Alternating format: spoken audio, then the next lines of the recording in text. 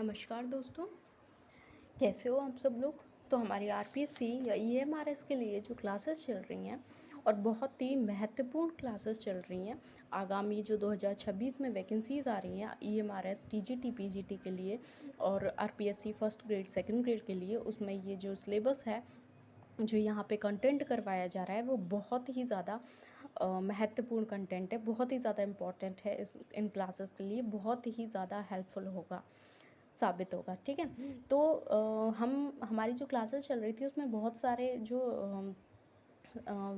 जो मतलब क्लासेस हैं वो हमने कंप्लीट की हैं। आज हम नई जो एक यूनिट है उसको स्टार्ट करते हैं। वो है प्राणियों में संरचनात्मक संगठन, स्ट्रक्चरल ऑर्गेनाइजेशन इन एनिमल्स और प्लांट्स में। ठीक है, तो पहले हम एनिमल्स के बारे में बात करेंगे। तो आज हम बात कर लेते हैं टिश्यू, एनिमल टिश्यू के बारे में। जंतु ऊतक क्या होते हैं। देखो, एनिमल टिश्यू या जंतु ऊतक, देखो ऊतक होता क्या है। ऊतकों का जो अध्ययन होता है वो हिस्टोलॉजी में किया जाता है। ऊतकों का जो अध्ययन होता है वो हिस्टोलॉजी में किया जाता है। ऊतक कोशिकाओं का समूह जो विशिष्ट कार्य को करे। ऊतक क्या होता है कि कोशिकाओं का एक समूह होता है जो कि एक विशिष्ट कार्य को करता है, तो उसको बोलेंगे हम ऊतक।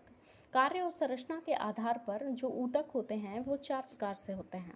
कौन सा? उपकला, संयोजी, पेशी और तंत्रिका। Epithelial tissue, connective tissue, muscular tissue और नर्वस टिश्यू। उपकला, संयोजी, पेशी और तंत्रिका, ये 4 प्रकार के ऊतक पाए जाते हैं। और अब बात कर लेते हैं हम, सबसे पहले हम लेते हैं उपकला या एपिथेलियल ऊतक को, एपिथेलियल टिश्यू को। उपकला ऊतक क्या होता है? उपकला ऊपर, एपी यानी कि अपॉन और थीलिया यानी कि ग्रोथ, यानी कि किसी को ऊपर ग्रोथ करना, मीन्स ऐसा ऊतक जो किसी अन्य ऊतक पर वृद्धि करता हो।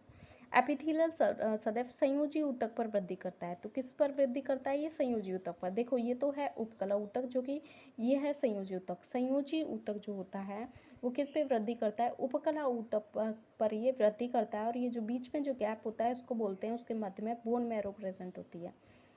ठीक है, बोन मैरो नहीं होती है ये होती है आधार कला। आधार कला होती है ये। ठीक है, इसको बोलते हैं आधार कला, बेसमेंट मेम्ब्रेन। क्या बोलेंगे? बेसमेंट मेम्ब्रेन बोलेंगे। संयोजी ऊतक पर वृद्धि करता है उपकला ऊतक। ठीक है, भ्रूणीय अवस्था के दौरान सर्वप्रथम उत्पन्न होने वाला जो ऊतक होता है वो कौन सा होता है? उपकला ऊतक होता है। भ्रूणीय अवस्था के दौरान जो एम्ब्रियोनल स्टेज होती है उसके दौरान सबसे पहले उत्पन्न होता है उपकला ऊतक। विशिष्ट लक्षण होते हैं आधार कला की उपस्थिति, यानी कि बेसमेंट मेम्ब्रेन निर्जीव व अकोशिकीय होती है। बेसमेंट मेम्ब्रेन कैसी होती है? निर्जीव होती है, अकोशिकीय होती है बेसमेंट मेम्ब्रेन। तो फिर उत्पत्ति, इसकी जो एकमात्र ऐसा ऊतक है जिसकी उत्पत्ति तीनों जनन स्तरों से होती है। देखो, इसमें इसके प्रकार देखते हैं। तो इसके जो प्रकार हम देखें तो इसमें क्या होता है कि एक तो स्तर के आधार पर इसके 2 प्रकार हैं। एक तो सरल है, एक संयुक्त है, यानी कि सिंपल एपिथेलियल, और एक है कंपाउंड एपिथेलियम। सिंपल एपिथेलियम और कंपाउंड एपिथेलियम। तो सिंपल यानी कि सरल, एक स्तरीय होता है। ठीक है, सिंगल लेयर्ड होता है। और ये 2 या डबल लेयर्ड होता है, 2 या 2 से अधिक स्तरों का बना होता है कंपाउंड। लहरदार उपकला इसमें पाई जाती हैं, इसको बोलते हैं लहरदार उपकला। ये इसका एग्जाम्पल है कंपाउंड में, जैसे जो संयुक्त ऊतक होता है, संयुक्त एपिथेलियम ऊतक होता है, जैसे त्वचा, इसका कार्य है रक्षात्मक। ठीक है, अब यहाँ पे देखते हैं इसके जो इसमें और भी सब डिविजन्स हैं, जैसे शल्की, घनाकार और स्तंभाकार। शल्की जो होते हैं, शल्की यानी कि स्केल्स जैसे होते हैं। तो पेवमेंट या खंडिजी ऊतक बोलते हैं शल्की को। शल्की को बोलते हैं पेवमेंट या खंडिजी ऊतक। क्यों बोलते हैं? क्योंकि फर्श पर लगी टाइल्स के समान ये दिखता है, इसलिए इसको बोलते हैं पेवमेंट या खंडिजी ऊतक, खंड समान ऊतक, खंडिजी ऊतक, शल्की। और फिर है घनाकार, घन के आकार की होती हैं इसके सेल्स। पीसीटी डीसीटी में संग्रह होता है घनाकार में। स्तंभाकार जो होती हैं वो ग्लोबुलेट सोल्सीय स्तंभ के आकार की संरचनाएं होती हैं, क्यूबॉइडल, और ये होती हैं स्तंभाकार होती हैं, स्तंभ के समान। ग्लोबुलेट सेल्स इसका उदाहरण है। ये बात कर ली किसके? Simple epithelium. अब है कंपाउंड एपिथेलियम। तो कंपाउंड एपिथेलियम में क्या होता है कि इसमें भी शल्की, घनाकार और स्तंभाकार हैं। इसमें भी सब डिविजन्स हैं, शल्की, घनाकार और स्तंभाकार। शल्की जैसे कि ग्रसिका, इसके एग्जाम्पल से याद रख लेना।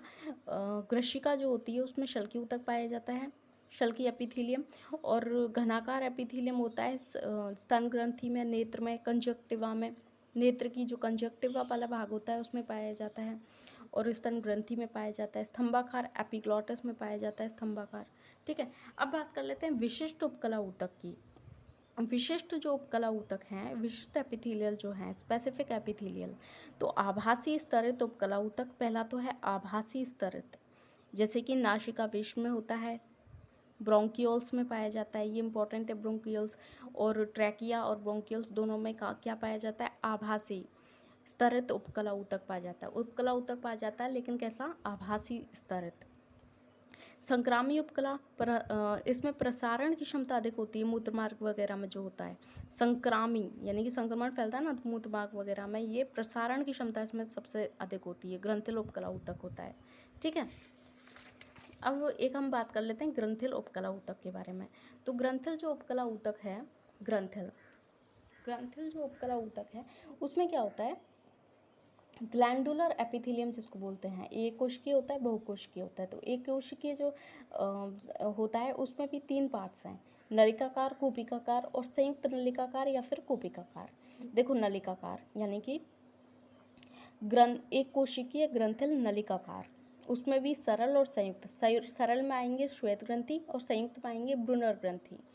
श्वेत ग्रंथि किस में आएंगी, सरल नलिकाकार ग्रंथिल एपिथेलियम, सरल नलिकाकार ग्रंथिल एपिथेलियम। ठीक है, तो ये आएंगी श्वेत ग्रंथि।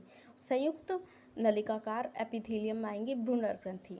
इसके अलावा है कूपिकाकार, कूपिकाकार में भी सरल और संयुक्त में आएंगे लार ग्रंथि और तेल ग्रंथि। ऑयल ग्लैंड्स जो होते हैं और लार ग्रंथि होती है, सलेवरी ग्लैंड्स जो होते हैं वो किस में आएंगे, वो आएंगे संयुक्त कूपिकाकार में। ये है नलिकाकार, ये है कूपिकाकार, नलिकाकार कूपिकाकार। ठीक है, तो कूपिकाकार में तो संयुक्त कूपिकाकार ग्रंथिल उपकला ऊतक। ठीक है, और ये होती है संयुक्त नलिकाकार या कूपिकाकार, जैसे स्तन ग्रंथि, कॉपर्स ग्रंथि, बार्थोलेन ग्रंथि, ये किस में आएंगी, संयुक्त नलिकाकार या कूपिकाकार में आएंगी, स्तन ग्रंथि, कॉपर्स ग्रंथि और बार्थोलेन ग्रंथि। ठीक है, अब बात कर लेते हैं हम तंत्रिका संवेदी उपकला ऊतक। जो सेकंड हमारा जो तंत्रिका ऊतक है उसमें हम बात कर लेते हैं क्या, तंत्रिका संवेदी उपकला ऊतक। तो देखो तंत्रिका संवेदी उपकला ऊतक, उपकला ही चल रहा है, ये एपिथेलियल ही चल रहा है। देखो तंत्रिका संवेदी उपकला ऊतक है, नेत्र की रेटिना में होता है तंत्रिका संवेदी, स्वाद कलिकाओं में होता है, आंतरिक कर्ण की जो उपकला होती है उसमें होता है, कर्ण की उपकला में होता है, स्वाद कलिका जो टेस्ट बड्स होती हैं उसमें होता है, नेत्र की जो रेटिना होती है उसमें भी तंत्रिका संवेदी उपकला ऊतक पाया जाता है।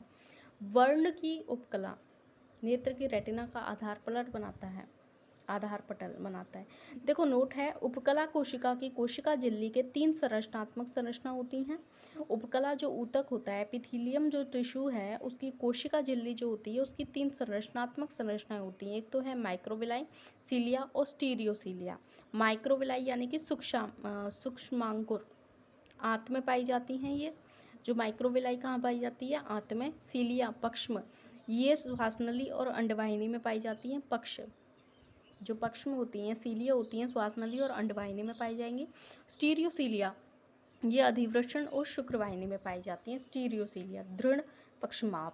ठीक है, तो ये कंप्लीट हो गया। अब बात कर लेते हैं संयोजी ऊतक की। तो उपकला ऊतक हमारा कंप्लीट हुआ। अब नेक्स्ट जो बात कर लेते हैं वो है संयोजी ऊतक।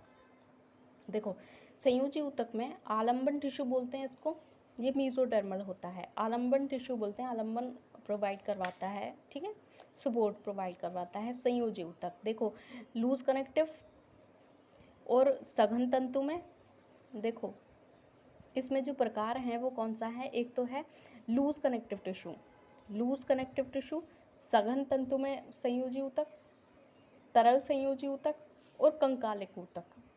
4 प्रकार, सघन तंतु में, तरल संयोजी और कंकालिक ऊतक। देखो लूज कनेक्टिव जो होता है वास्तविक ऊतक बोलते हैं इसको क्या बोलते हैं, वास्तविक ऊतक बोलते हैं। तरल संयोजी होता है ये कैसा होता है, तरल नहीं सरल संयोजी ऊतक होता है। सरल, फिर सघन, फिर तरल और उसके बाद कंकाली, ये 4 प्रकार के ऊतक हैं। तो सरल संयोजी को वास्तविक ऊतक बोलते हैं। मैट्रिक्स का भाग इसमें ज़्यादा होता है और फाइबर्स वाला भाग होता है इसमें कम होता है। मैट्रिक्स ज़्यादा होती है, फाइबर्स इसमें कम होता है। 4 प्रकार का होता है, अंतराली, वसीय, वर्णक और जालिका में।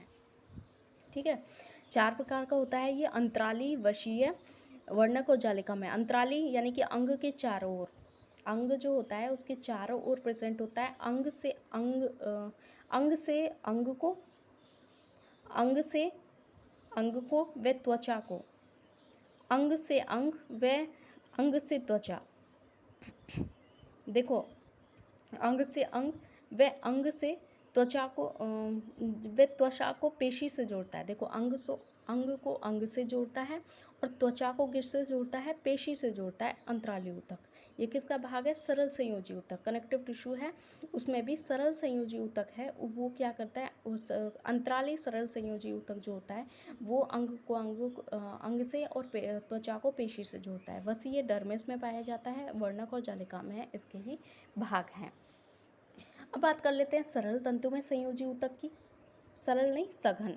सघन तंतु में यानी कि डेंस कनेक्टिव टिश्यू जो होता है, ये तो लूज था, ये डेंस है। सघन तंतु में संयोजी ऊतक, ये श्वेत तंतु में संयोजी होता है, एक पीले तंतु में संयोजी होता है। श्वेत जो होता है वो होता है कंडरा में, श्वेत जो होता है वो होता है कंडरा में। और स्नायु लिगामेंट में कौन सा होता है? लिगामेंट में होता है पीले तंतु में संयोजी ऊतक, ठीक है। और इसके बाद है तरल संयोजी लसिका ऊतक। इसके बाद है तरल संयोजी में रक्त और लसिका आती हैं। तरल संयोजी में कंकालीय ऊतक में उपास्थि और अस्थि आती है। उपास्थि कार्टिलेज और अस्थि ओसीन प्रोटीन प्रेजेंट होती है। इसमें कॉन्ड्रिन प्रोटीन प्रेजेंट होती है कार्टिलेज में। उपास्थि में कार्टिलेज में कॉन्ड्रिन प्रोटीन प्रेजेंट होती है, जबकि अस्थि बोन में ओसीन प्रोटीन होती है। कॉन्ड्रिन जो होती है, कॉन्ड्रिन प्रोटीन प्रेजेंट होती है उपास्थि में। तो कार्टिलेज जो होती है, उपास्थि होती है, वो 4 प्रकार से होती है। एक तो देखो काचाप हाइलिन, श्वास नली के छल्ले बने होते हैं काचाप के। लचीली प्रत्यास्थ और नासिक सिरा पे ये प्रेजेंट होती है। नासिक सिरा पे उपास्थि ही प्रेजेंट होती है, लचीली होती है, प्रत्यास्थ होती है हाइलिन। श्वास नली के छल्ले काचाप होते हैं, ठीक है। अब बात कर लेते हैं किस भी कनेक्टिव टिश्यू ही का ही प्रकार हैं वो।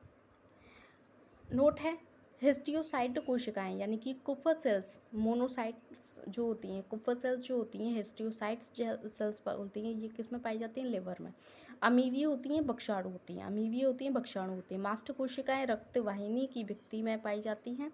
मास्ट कोशिकाएं रक्त वाहिनी की जो भित्ति होती है, आरबीसी की जो वॉल होती है, उसमें मास्ट कोशिकाएं पाई जाती हैं।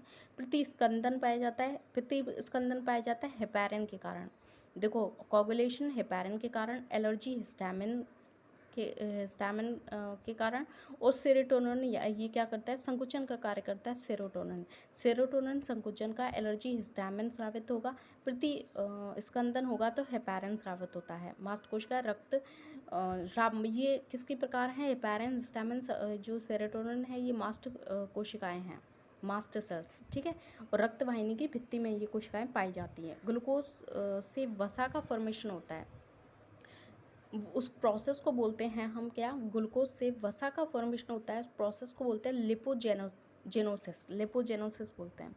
ग्रंथि श्रावण प्रकृति के आधार पर, देखो ग्रंथि जो श्रावण, कौन कौन सी ग्लैंड्स है जो कि श्रावण ग्रंथियाँ जो होती हैं, यानी कि जो ग्लैंड्स होते हैं वो श्रावण प्रकृति के आधार पर कितने प्रकार के हैं? एक तो होता है मीरोक्राइन, एपोक्राइन और होलोक्राइन। महा याद रखना है, MAH, महा।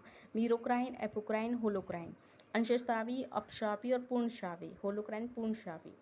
अंशस्रावी यानी कि कुछ अंश, अपश्रावी यानी कि, और पूर्णश्रावी पूरी तरह से श्राव हो जाता है, ठीक है। तो मीरोक्राइन जो होता है, महा याद रखना है, मीरोक्राइन क्या होता है? जैसे कि लार, श्वेत और श्लेष्म, इसमें अंतःश्रावी होती हैं। अंशश्रावी यानी कि कुछ अंश का ही श्राव होता है, जैसे ग्लोबुलेट सेल, लार, श्वेत और श्लेष्म। लार, श्वेत और श्लेष्म ग्रंथियाँ होती हैं, ये किसके उदाहरण है? मीरोक्राइन के। एपोक्राइन के उदाहरण देखते हैं, अपश्रावी श्रावण क्रिया में कोशिका द्रव की आंशिक क्षति होती है। कोशिका जो द्रव होता है उसकी आंशिक क्षति होती है, जैसे कि स्तन ग्रंथियाँ होती है, आमपेट की जो श्वेत ग्रंथि होती है, आमपेट की श्वेत ग्रंथि, स्तन ग्रंथियाँ जो होती हैं वो एपोक्राइन का उदाहरण है। होलोक्राइन पूर्णश्रावी यानी कि जैसे ऑयल ग्लैंड्स हैं वो पूरी तरह से श्राव होती हैं। माइवोबियन, सेवेसियस, सेज ग्लैंड जो होती है वो होलोक्राइन के एग्जाम्पल्स हैं। मिश्रित ग्रंथि जैसे मिल्क ग्लैंड, मिल्क ग्लैंड जो है वो क्या है? मिश्रित ग्रंथि है, जिसमें केसिन मीरोक्राइन के द्वारा और लिपिड एपोक्राइन से आती है। मीरोक्राइन से स्रावित की जाती है केसीन, और एपोक्राइन से स्रावित किया जाता है लिपिड। तो इसको बोलेंगे हम मिल्क ग्लैंड, मिश्रित ग्रंथि है। ठीक है, तो ये हमारे कंप्लीट हो गए प्लांट टिश्यू। और प्लांट टिश्यू के बारे में हम नेक्स्ट क्लास में, अब एनिमल टिश्यू हमारे कंप्लीट हो गए, प्लांट टिश्यू के बारे में हम नेक्स्ट क्लास के बारे में बात करेंगे। ठीक है, ओके। देखो गाइस, आप लोगों को ये क्लासेस बहुत अगर पसंद आ रही हैं, अगर आप लोगों को ये हेल्पफुल लग रही हैं, तो प्लीज़ चैनल को सब्सक्राइब करना ना भूलें, और प्लीज़ लाइक वाइक भी कर दिया करें। Okay, thank you.